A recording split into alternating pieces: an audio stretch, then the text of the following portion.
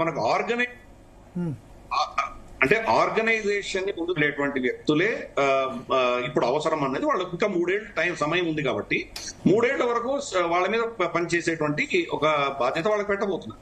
అలాగే మనకు ఈటల రాజేందర్ గారు కానీ లేకపోతే బండి సంజయ్ గారు కానీ వాళ్ళు ఏ యాంగిల్లో వాళ్ళు ముందరికి వాళ్ళ అజెండాను తీసుకెళ్లాలో వాళ్ళకి ఇచ్చే బాధ్యతలు వాళ్ళకి ఇస్తారు. కానీ రామచంద్రరావు గారు పర్మనెంట్ గా ఉండబోరు. ఈయన తర్వాత మళ్ళీ మీరు చెప్పిన పేర్లని డికే అరుణ గారికి కానీ మనకు ఈటల రాజేందర్ గారికి కానీ లేదా రఘునందన్ రావు గారికి కానీ ఎవరికైనా వాళ్ళకి మళ్ళీ నెక్స్ట్ రౌండ్ లో వాళ్ళకి నెక్స్ట్ రౌండ్ సార్ ఇప్పుడు ఒక్క నిమిషం ఇక్కడ ఇప్పుడు నెక్స్ట్ రౌండ్ అంటారు మీరు 2028 జూలై 1 వరకు టర్మ్ ఉంటుంది. నవంబర్ లో ఎలక్షన్స్ ఉంటాయి. లాస్ట్ టైం ఇట్లా 4 నెలల ముందు చేంజ్ చేస్తేనే పార్టీ పరిస్థితి ఏ విధంగా అయిందో చూశారు కదా మీరు కదా. 4 months ముందు మళ్ళీ అదే పని చేస్తారు. 4 నెలల ముందు అధ్యక్షులు ఇస్తే వాళ్ళు పార్టీని ఏ విధంగా బిల్డప్ చేస్తారు? చేయలేరు కదా. ఎవరికి ఇచ్చిన ఈటల రాజేందర్ ఇప్పుడు కిషన్ రెడ్డి 4 నెలల ముందు అధ్యక్ష పదవి ఇస్తే పర్ఫామ్ చేయలేకపోయాడు. కానీ అదే ఇంకొక 6 నెలల తర్వాత పార్లమెంట్ లో పర్ఫామ్ చేసింది. 8 అసెంబ్లీ సీట్లు వస్తే పార్లమెంట్ 8 ఇచ్చింది. సో ఏ అధ్యక్షుడికైనా కనీసం 1-2 years టైం ఇవ్వాలి కదా. అంటే అధ్యక్షుడిని అపాయింట్ చేయంగానే పర్ఫార్మెన్స్ ఇస్తారు అనుకుంటే కనుక మిగతా కేడర్ అంతా నిద్రపోతున్నారు అనుకోవాలా మనం. కాబట్టి వచ్చే 3 సంవత్సరాల్లో అందరూ కలిసి పనిచేస్తారు కదా. రామచంద్రరావు గారు పనిచేస్తారు, మిగతా నేతలందరూ కూడా పనిచేస్తారు. కాబట్టి అది ఒక కేడర్ బేస్డ్ పార్టీ, అది ఒక్క వ్యక్తి మీద ఆధారపడినటువంటి పార్టీ కాదు. కాబట్టి ఈ రోజు ఉన్నటువంటి నేతృత్వం అందరూ కలిసికట్టుగా రామచంద్రరావు గారు ఫస్ట్ స్పీచ్ లో కూడా చెప్పారు కలెక్టివ్ లీడర్షిప్ ఉంటుంది అని చాలా స్పష్టంగా చెప్పారు. కాబట్టి ఆయన వ్యక్తిగతంగా ఆయన ఒక్కరే కాదు చేసేది, అందరూ కలిసి చేస్తేనే ఇది అయ్యేటు పని. కాబట్టి అప్పుడు కూడా ఆయన జూలై 1 కి అనుకుందాం కొత్త అధ్యక్షుడిని అపాయింట్ చేశారు. ఆయన ఏదో కంప్లీట్ గా vacuum blank sheet blank cheque మీద ఆయన సంతకం పెట్టబోదు కదా. అంతకంటే ముందర ఈ 3 ఏళ్లలో జరిగినటువంటి ఏదైతే ఫౌండేషన్ ఉంటుందో ఆయన ఆధారంగానే ఆయన ముందు తీసుకెళ్తారు. మనకు ఎన్నికల్లో చూస్తే కనుక లాస్ట్ రన్ ఏదైతే లాస్ట్ స్ట్రెచ్ ఉంటుందో అక్కడే మీకు రిజల్ట్స్ ఎక్కువ వస్తాయి. లాస్ట్ 3-4 నెలల్లో మీరు ఎంత దాన్ని వేగంగా తీసుకెళ్తారో దాని ఆధారంగానే మీకు రిజల్ట్స్ అనేది చూస్తున్నాం. రీసెన్సీ ఫ్యాక్టర్ అనేది చాలా క్రిటికల్ గా ఉంటుంది ఎలక్షన్స్. కాబట్టి అప్పుడు ఉన్న పరిస్థితుల్లో ఎవరిని అపాయింట్ చేయాలి పార్టీ అప్పుడు నిర్ణయిస్తుంది. కాబట్టి భారతీయ జనతా పార్టీలో ఒక విధమైనటువంటి దీర్ఘకాలీనమైన ఆలోచనల దృష్ట్యా వీళ్ళందరినీ అపాయింట్ చేసినట్టు స్పష్టంగా అర్థమవుతుంది.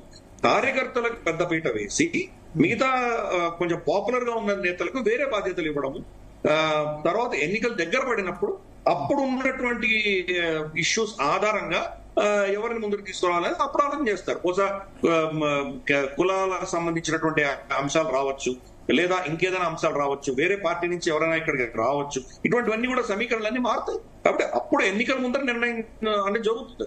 సరే, బండి సంజయ్ గారిని తీయడం వల్లనే వీళ్ళకి దెబ్బతిన్నారు అన్నది నెరేటివ్ అన్నది ఒకసారి సబబు కాదు.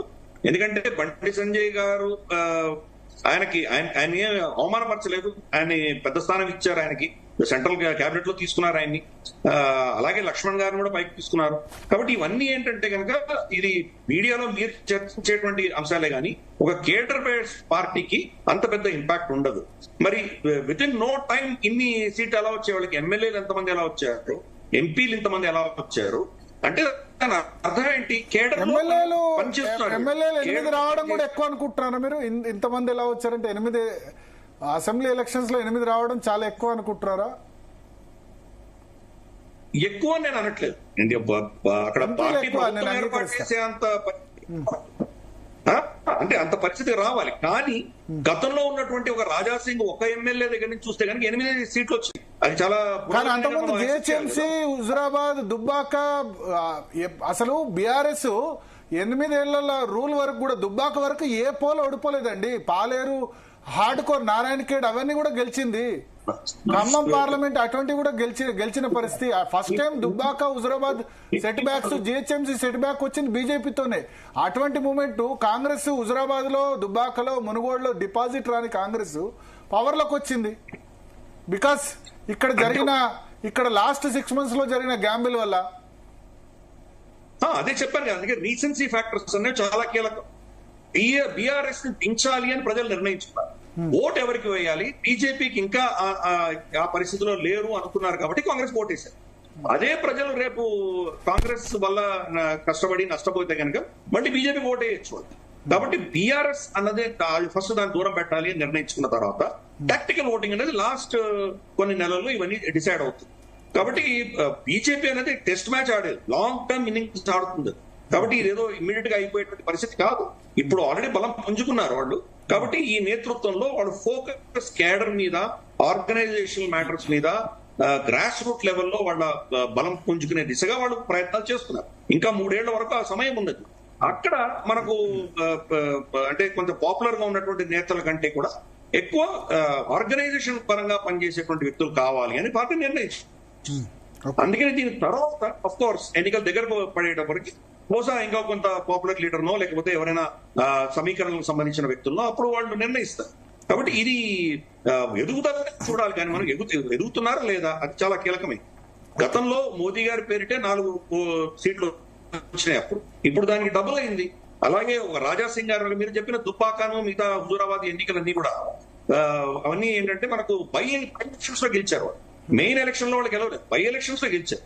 అలాగే మనకు జిహెచ్ఎంసీ లో జరిగినటువంటి ఎన్నికలు కంప్లీట్ గా లోకలైజ్డ్ ఎన్నికలు. కాబట్టి అప్పుడు ఆ లోకలైజ్ ఫ్లేవర్ బండి సంజయ్ తీసుకురాగలిగారు, అక్కడ రఘునందన్ రావు దుబ్బాకలో తీసుకురాగలిగారు, హుజురాబాద్ లో ఈటల రాజేందర్ తీసుకురాగలిగారు.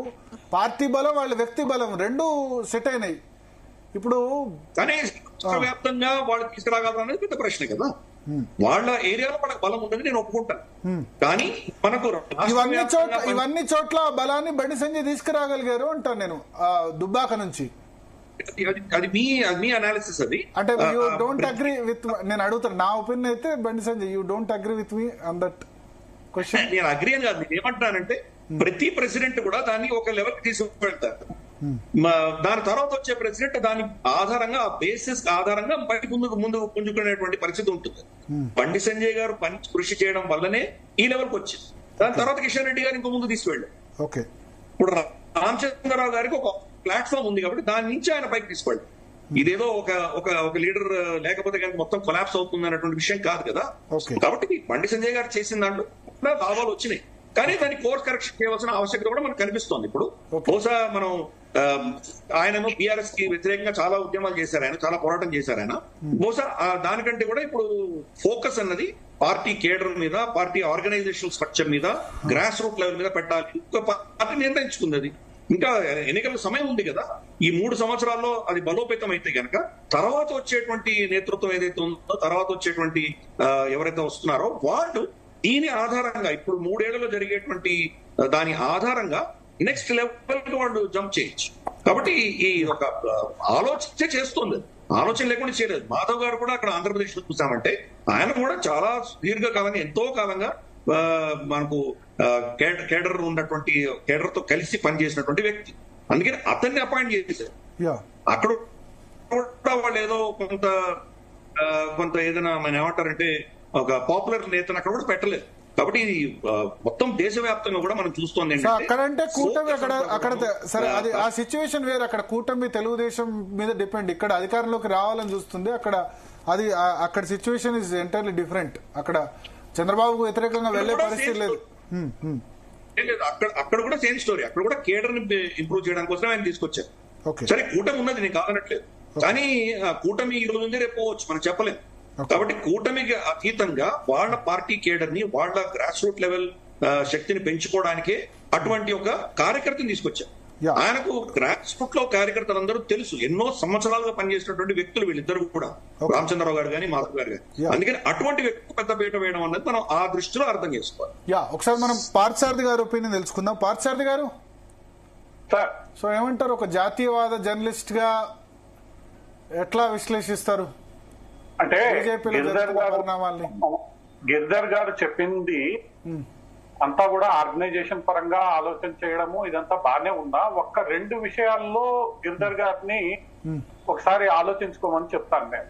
ఒకటి, బండి సంజయ్ గారి విషయానికి వచ్చినప్పుడు ఇక్కడ వ్యక్తిని పక్కన పెడితే, ఒక వ్యక్తి రాష్ట్ర అధ్యక్ష పదవిలో ఉండి రాష్ట్రం మొత్తం పార్టీని, పార్టీ కార్యకర్తల ఈ మొత్తం వ్యవస్థని మొత్తాన్ని ఉత్తేజపరిచి ఒకానొక స్టేజ్ లో బీఆర్ఎస్ కు ఆల్టర్నేటివ్ బీజేపీ అన్న రీతిలో ముందుకు తీసుకొని వచ్చాడు ఆయన. అది మీరు చెప్పినట్లు ఈ ఉప ఎన్నికలు గాని, హైదరాబాద్ ఎలక్షన్లు గాని, ఇదంతా కూడా ఒక వాతావరణం తెలంగాణలో బిల్డప్ చేయడానికి అయితే ఉపయోగపడింది. రేపు బీఆర్ఎస్ ని ఓడించాలి అని అంటే అది భారతీయ జనతా పార్టీ వల్లే సాధ్యమవుతుంది అన్న ఒక వాతావరణాన్ని ఆయన తీసుకొచ్చాడు. సరే, ఆయన్ని ఏ కారణాల చేతైనా అది పార్టీ అంతర్గతంగా నిర్ణయం తీసుకుంది. ఆయన్ని తప్పించడం అనేది ఏదైతే ఆ మొత్తం వాతావరణం బిల్డప్ అయిందో, కార్యకర్తలను ఆయన ఉత్తేజపరచగలిగాడో అక్కడ కొంత ఇబ్బంది వచ్చింది అన్న విషయాన్ని మనం ఖచ్చితంగా అంగీకరించాలి. రెండవ అంశం, ఇందాక మీరు గిరిధర్ గారిని అడిగినప్పుడు కరెక్ట్ గా ఎన్నికలకి 5 నెలల ముందు అధ్యక్షుడిని మారుస్తారా అని అంటే, కరెక్ట్ గా 5 నెలల ముందు అధ్యక్షుడిని మార్చడానికి అతనికి గిరిధర్ గారు చెప్పినట్లు లాస్ట్ మినిట్ లో అన్ని జరుగుతాయన్నది అది జరగదండి రాజకీయాల్లో. ఇప్పుడు బండి సంజయ్ గారిని దించే టైంకి, అంటే తప్పించే టైంకి ఒక రకంగా కాంగ్రెస్ పార్టీ పూర్తిగా జీవరహితమైన అన్ని చోట్ల డిపాజిట్ కోల్పోయింది, జీవరహితమైన పార్టీగా ఉంది. అటువంటి పార్టీ ఈ నిర్ణయం వల్ల పుంజుకొని ఏ విజయం అయితే భారతీయ జనతా పార్టీకి రావాలనో ఆ విజయాన్ని తను కైవసం చేసుకుని రేవంత్ రెడ్డిని ముఖ్యమంత్రి. ఇవాళ రేవంత్ రెడ్డి ప్లేస్ లో బండి సంజయ్ సీఎం గా ఉండేవాళ్ళు, లేదా నేనేమంటా అంటే 25-30 సీట్లు